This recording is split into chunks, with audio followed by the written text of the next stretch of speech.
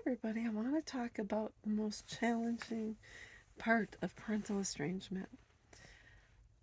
If you have lived through this situation or may eventually go through it, this is this is called the kicker. If you, like me, were married to someone who was not kind and eventually got divorced to give your kids a better life, hoping that they wouldn't marry someone like your ex,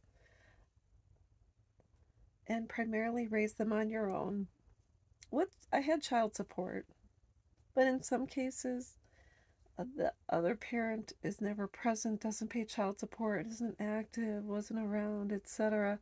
Maybe you were married to someone who was in prison. I was not. I'm just saying, got divorced when my girls were, by the time the divorce was done, about 10 and 11, 11, 12, something like that.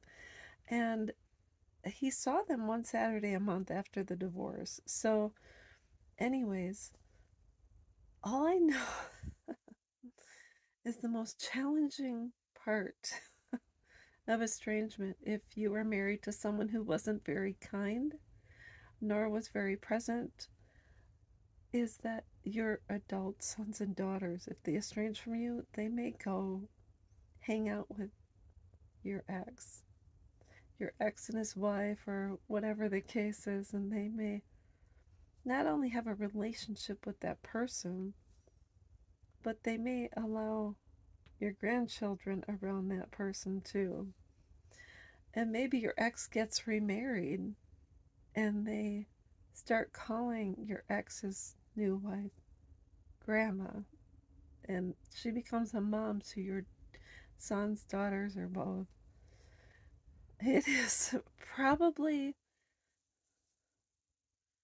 the most heart wrenching and um, inexplicable situations that you probably will face. And the worst thing, my hair's messy.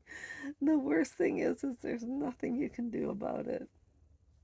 Unless you have grandparents' rights in your state, which are pretty expensive, and even if you win, chances are your grandkids will not be told nice things about you. So it's kind of a lose lose battle.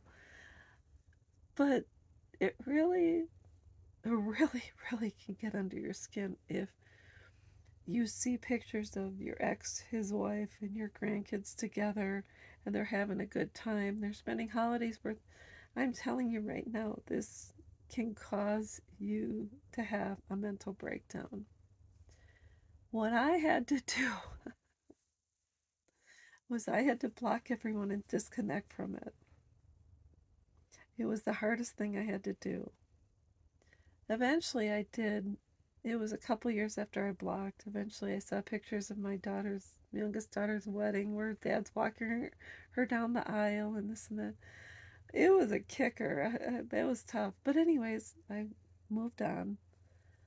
And I started to focus on people that love me, people that I could be an extra mom to, extra grandma to, etc. And I'll tell you how I won.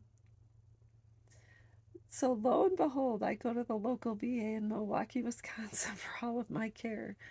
And my ex-husband, my daughter's father, is a veteran as well.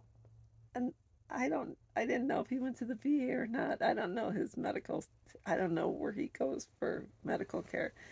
But anyways, I had been working. I went to my appointment and I was looking pretty cute. Lo and behold, at the Milwaukee VA, there's two sets of elevators, six elevators at A and six elevators at C. And so, for some odd reason, I went up. I think I went up to the eighth floor for something. And I don't know which side I was on, but I pushed the button, open, the doors open up. One of six elevators open. Who do you think is standing inside those elevators? But my ex husband, the man that my daughters have a relationship with, the guy that gets to spend time with my grandkids. Now, this is years after I accepted the situation and moved on. And here I am staring at the man who has all the answers to all of my questions about my daughters and my grandkids, who has pictures and this and that. And I walked in and I said, "Oh, long time no see." And he said, "Yeah." And we were just chit chatting about whatever in general. I didn't ask about my kids because I don't know if I was just so taken aback. And there was someone else in the elevator as well. So, anyways, he gets out and starts walking. And he looks really heavy, like his shoulders looked really heavy, and he was kind of hunched over a little bit. And he walked out, and I said to the woman in the elevator, "That's my ex husband." She said, "Really?" And I said, "Yeah." And that was it. And he walked down, and I watched him as he walked away. And I thought, oh my gosh, I just won. When I saw him, I didn't react in a negative or hostile way. My heart wasn't racing. I wasn't angry. I wasn't choking him out. I wasn't doing anything. It was as if I was seeing an old friend, someone maybe from my childhood that I wasn't necessarily close to. But I thought I won. There was so much peace inside of me that I thought I won. I won, and I wanted to jump up and it's like I had won a huge court case. Yay, yay me. But anyways, that is the kicker when it comes to parental estrangement.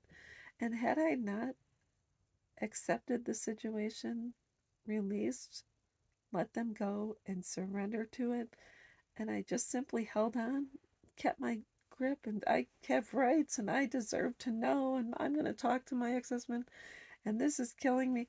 No, my daughters have the right to have a relationship with anyone they want or anyone they don't want.